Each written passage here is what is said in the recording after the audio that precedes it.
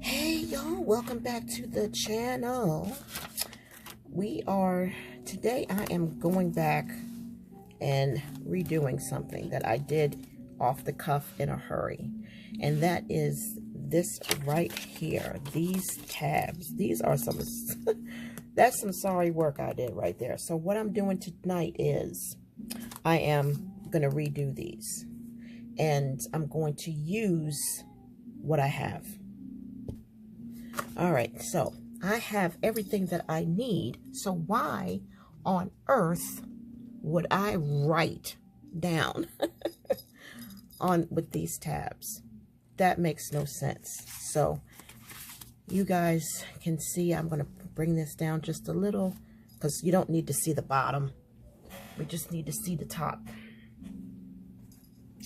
And I need to prop my leg up a little bit.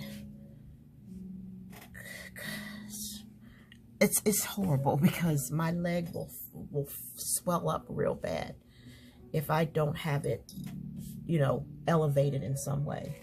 So for the little snack, we just have some macadamia nuts, some pistachios, and a few peanuts. I probably will not eat all of it.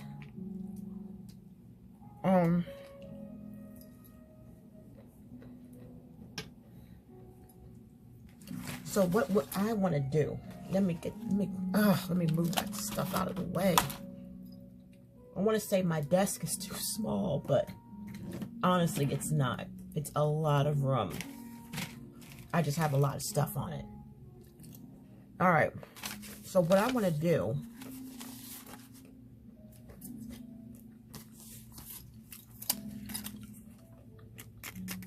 this is rinky-dink to me.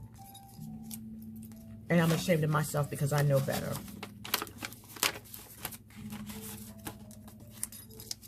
But I was in one of those moods.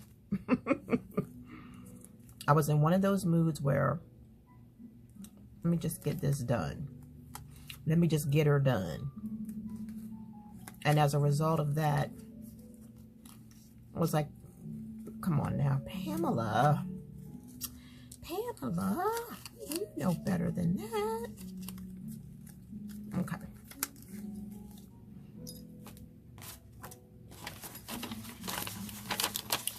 So what I'm going to do is,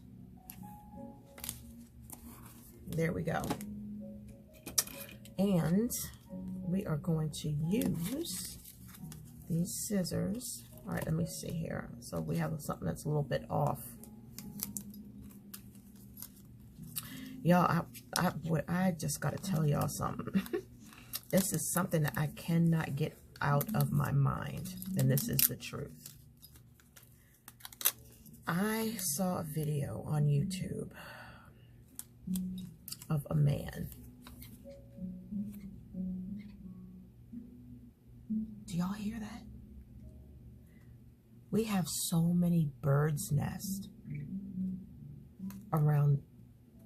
In my unit, there are at least, I don't know how many birds' nests that are here.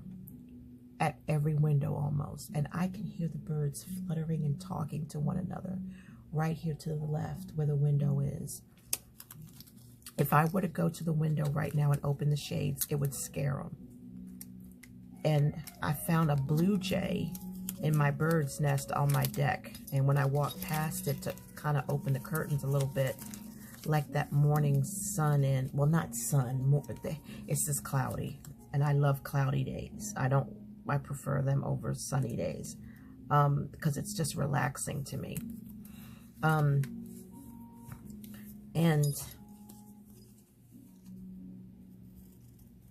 when I went there, I scared it.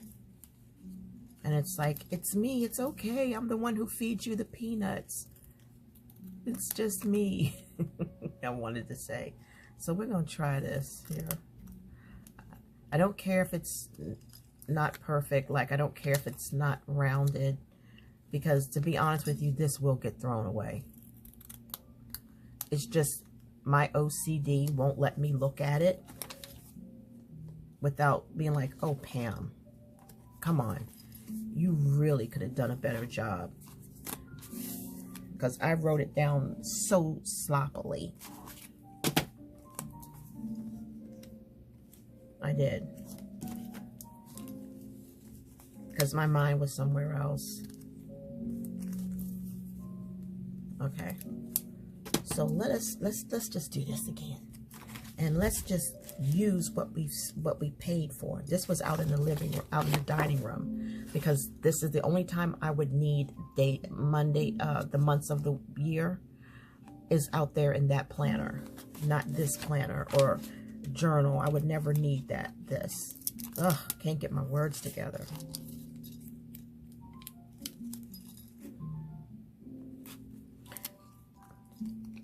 So sometimes, y'all, I wonder if you're feeling this with me. Sometimes when I go to film, I just press the record button. I just press the record button, y'all. I do. I don't check to make sure everything is in its proper place. Are you really ready to film right now? I just hit record. And then that's what I'm realizing, like, did you do this? Did you do that? And oh my Lord this, and oh my Lord that. And so then you guys are like stuck with me trying to figure stuff out. So anyway, so what happened was, forgot what I was gonna say. Never mind. Forgot what I was gonna say. Jeez. See, now that I've done this, I might not throw these away when the time comes, because I made them look nice. But Travel Lady Tawana, if you're watching, I am changing over these tabs to make them look presentable for you and for me. Oh Lord, I ain't right. All right. So now I am going to take, and we're going to do February. So I am not going to have you guys hang out with me while I do this, because it will be boring to you guys, unless you just enjoy me talking about stories. But I will do a few of them with you guys, and then I will do the rest off camera. But yeah, I saw this guy on YouTube, and he was so fascinating to the point where I can't stop thinking about him. I can't stop thinking about him. This man is on my mind heavy, and let me tell you why. I don't know the story. I didn't watch the video, I mean his channel. I don't know what the deal was, so I gotta leave that out, because I just don't know. All right, okay, that's better. It may not be perfectly edged, but at least it's better. All right, let me just check. Oh wow, y'all, that's up too high. All right, let me pay attention here. So this man, okay, that's better. So this man,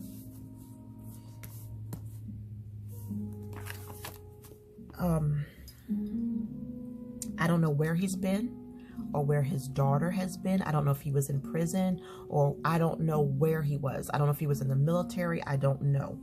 But he said on the thumbnail in the description, seeing my daughter for the first time, and I don't know if it was first time since or what it was, but I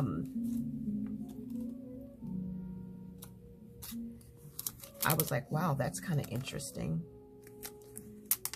So I went ahead and I clicked on it, and it was this man who was documenting this experience of meeting his daughter. His daughter looked like she was maybe 10 or 8, maybe 6, 7, 8, something like that. I mean, she was a little more than a toddler, you know, but definitely in elementary school. And y'all, the reason why I can't get the images out of my head and why my heart just skips a beat and flutters like some little romantic, hopeless romantic, is because this man, this young man, I would say he was in his, I want to say his 30s. And when he saw his daughter, he took off running. She took off running to him. And the way he held her in his arms, I can't talk about it too long, I will tear up. It was the most precious thing I had ever seen in my life. I mean, his big, strong arms, because he worked out. So he had these strong arms, big, strong hands. And he would just hold her. And the way he would hold her, the way he pulled her close to him, and the way he just held her in his arms for so long, the passion, the fire of a father and his daughter was so powerful. And it just melted my heart. And I was like, that girl is so lucky to have somebody, to have a father who loves her like that. Because I mean, he would not let her go. And he, every time, you know, they would, apart from bracing, you know, they would laugh and talk. And then he would touch her face. And then the next thing you know, he's hugging all over her all over again. And it's just like, he just did not want to let this girl go. I mean, he just was like, you knew he had not seen his child in a long time. You know it. You know it, because he couldn't keep his hands off of her. You know, he could not keep his hands off of her. It was so beautiful. It was so pure. It was so innocent. It was so loving. And then he would tickle her and he'd touch her face, like, you know, lift your chin up, you know, and just take his finger. You know, it was so romantic, you know, it was so pure and beautiful. And it's like Jesus and how he loves us and how he just holds us. You know, and it was so joyful. And he bought her all these toys. They played games. They ate together. They spent the whole day together. It was her birthday. And the thing of it was that, now this, it gets even deeper. He bought her a burger and fries. And the burger was just a little bit hot. Do you know he broke a piece of that burger off and blew it to take the heat off so that she wouldn't burn her tongue? That's Jesus. That's the kind of stuff Jesus does. And y'all, boy, my heart was pounding and throbbing. And why you might say, well, Pam, what's the big deal? The big deal is, if you lived your life and you did not have a father, and you don't know who your father is other than your heavenly Father, Yahweh, then you'll know what I'm talking about. If you grew up without a father, you know what I'm talking about. And let me tell you something. It's one thing to have a father. It's another thing to have a daddy. And she calls him Dada, you know. And she's his Polka. I think, I don't know if that's a nickname or if that's her name. But he dedicated that video to her. So that way, I guess, whenever they're apart, she can watch it and remember. You know, so I don't know if he's in the military or what. But I think he's probably, I don't know. I can't say one way or the other. But I was like, I started to comment, but then I just didn't. But I was feeling like, you know what, young lady, you are so blessed to have a father that is that affectionate and loving, tickling you and doing things to make you laugh. You know, he bought her this big old purple Barney, and gosh, I was tore up from the floor up, and the imagery just did not leave my mind, and I couldn't get over it. And it's like, Pam, the video's over. What are you gonna do? Watch it again? No. And I just couldn't get over it. The love, y'all. And it's like, if you did not have a father and you didn't have a daddy, you didn't have any of that growing up, and you longed for it. I longed to be held with the strong arms of my daddy. You know, I longed to have that. And I never had it. I don't even know who my father is, because he raped my mother. And then he ran away, and he was never caught for his crime. And there was no substitute, you know. I did not have that. I don't know what it feels like to run into the loving arms of a father or a daddy. You know, when I say father, that's the biological sense of it. But when I say daddy, that's the personal relationship. I never had a daddy. I never had that. And when I saw it, I was able to live it, experience it through that child. You know, I didn't pretend that I was her, because I mean, I'm old enough to be that young man's mother. So, but just to witness it just filled my spirit so much, with just so much joy and happiness. You know, so it's like, if you can't get it yourself, but you can witness somebody else's joy, it can be very fulfilling. And so that was how I was feeling, y'all. I was like, oh my gosh, I should have left a comment. I should have, but I was just like, you know, I don't want you to ever stop holding her. I don't want you to ever stop holding her. You know, but you know, she's going to be a teenager soon. She's going to be she's going to be an adult, and she's not going to want that, need that, you know. But man, just to have that on a video to remember him by is just priceless. And also, I just said to myself, Pam, if he lived with her and he saw her every single day, there is a very good chance that he would not be that affectionate and that loving, you know, because human beings become complacent, you know. Things wear off, even with kids, you know. And especially if the kids start getting on your nerves and all that kind of stuff. So, but I was just like, oh my Lord, I'm so glad that he videotaped that for her, because you know what? It's just nothing like that kind of love.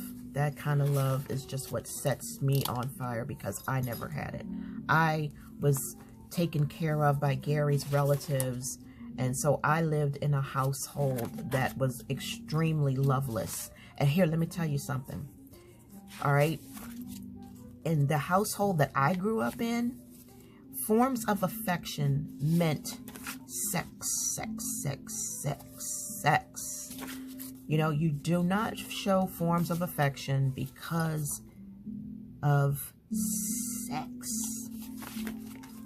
Everything is considered sexual. Oh my gosh.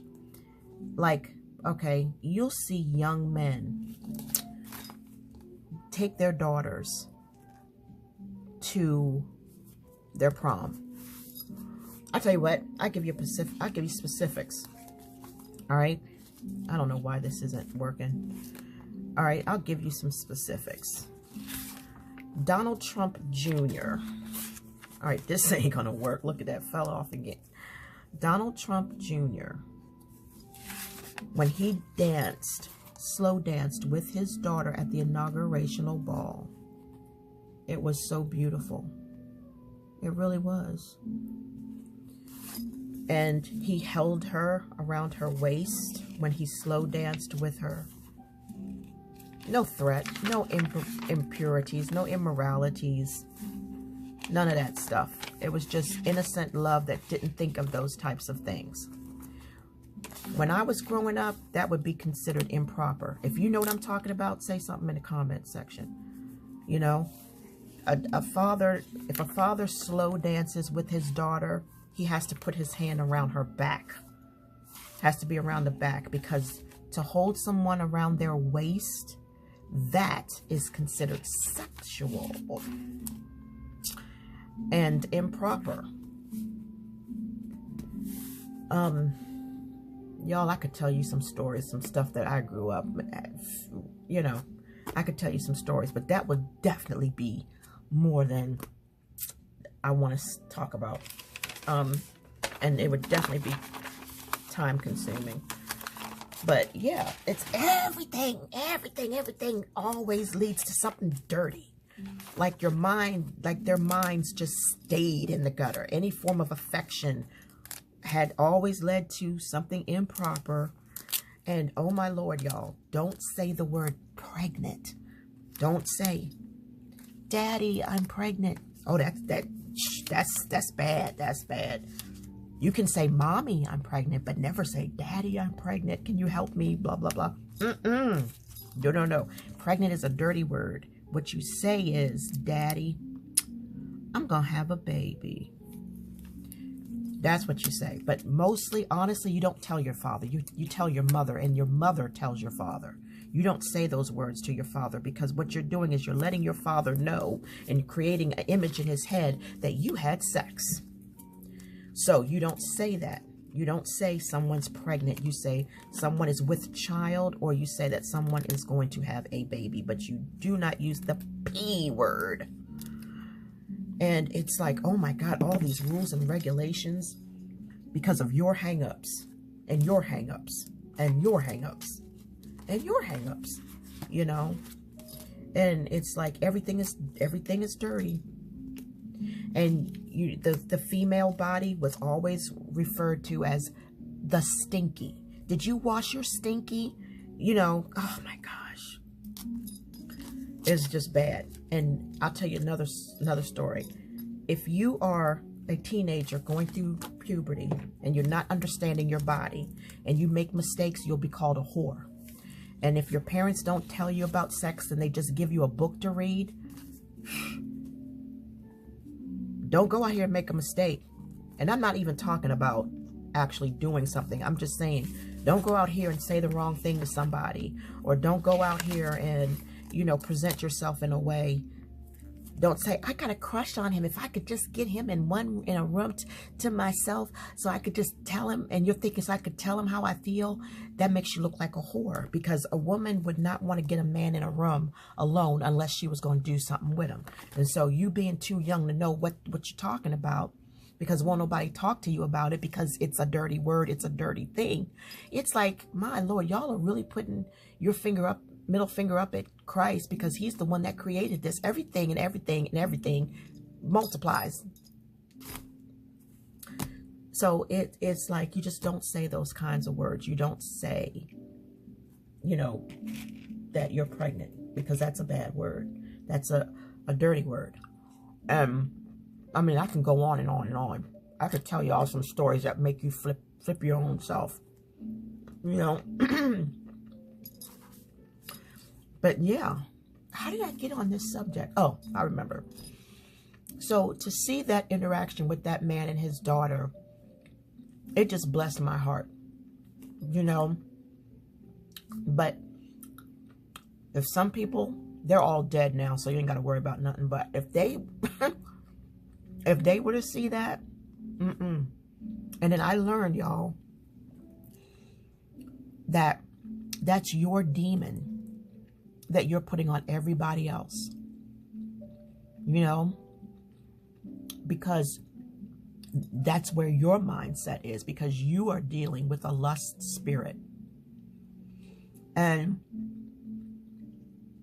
the people that I lived with, they were into all kind of stuff, all kind of kinky stuff, sinful stuff, you know. I ain't even gonna tell you about it. And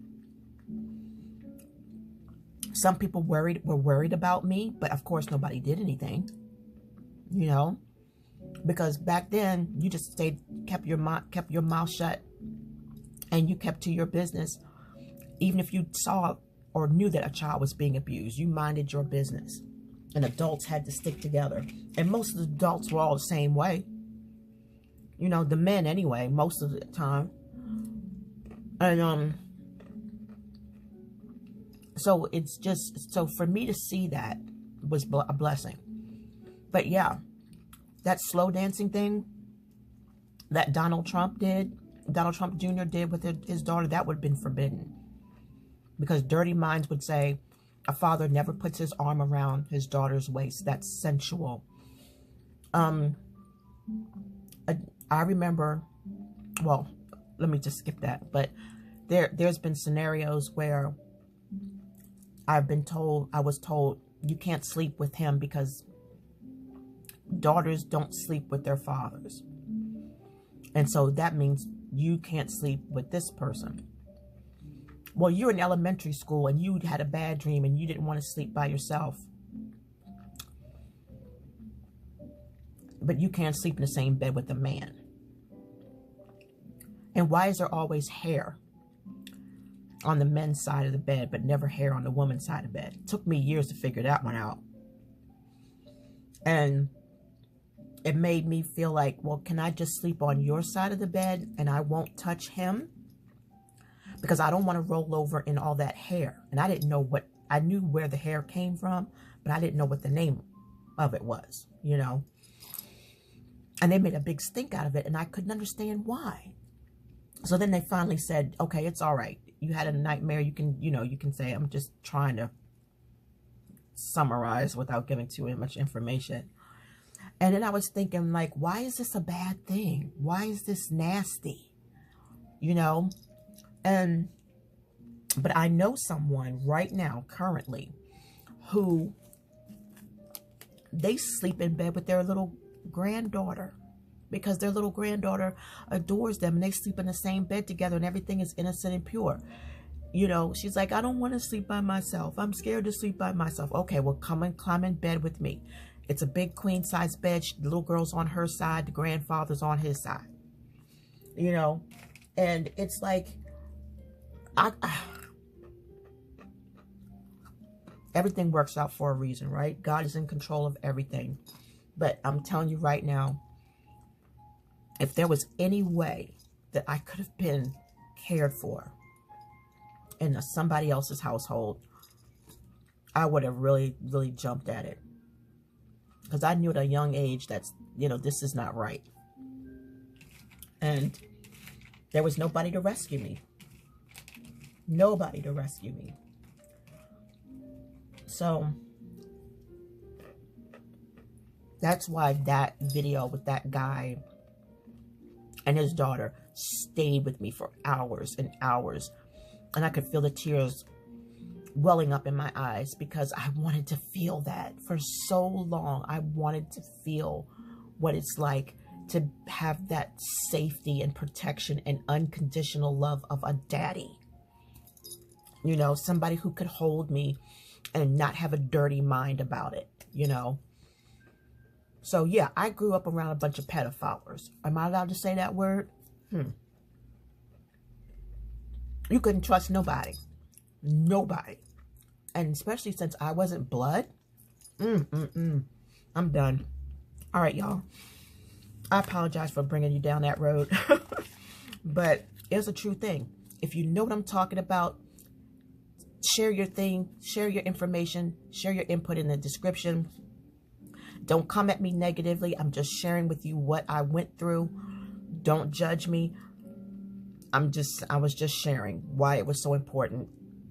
You know, it is what it is. That's how it was. It wasn't my fault. I wasn't with my real family. Even though I did find them and stuff, but I'm just saying, well, not my father, because we know what he was, but, so yeah, do not come harsh at me in the comments, because I don't want to hear any negativity and stuff. And you know what? You guys are so awesome. You never do. I don't even have to say that, because y'all are my sisters in Christ and we get along so well. But I know that what I said was a pretty rotten topic, you know, but I wanted to get it off my chest, and so I wanted to share it with you. So I'm going to do the rest of this on my own. Thank you so much for hanging out with me. And if you like this video, 1 out of 10, hug the like button for me, please. And I will greatly, greatly appreciate it. And that's it. So y'all have a wonderful night. Thank you again so much for hanging out with me. And I will see you, God willing, in the next video. Now, let me take 15 minutes just to get up out of the chair to turn the recorder off. All right. See y'all.